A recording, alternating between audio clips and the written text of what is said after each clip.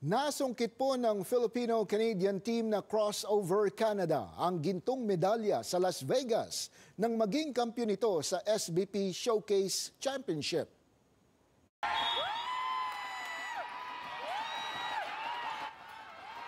Ang napanood niyo po ay ang pagwawagi ng Crossover Canada sa tagisan ng top-tier talent sa Las Vegas Showcase Championship.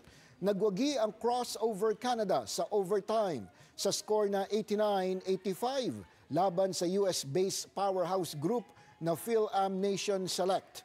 Isinagawa ang paligsahan nitong katapusan ng Hulyo sa pangunguna ng grupong Samahang Basketball ng Pilipinas o SBP.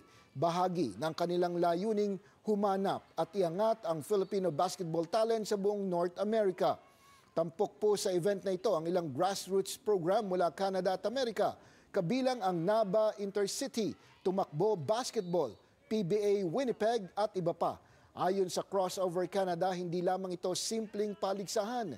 Ito rin ay pagpapakita sa mundo ng talentong Filipino-Canadian pagdating sa basketball.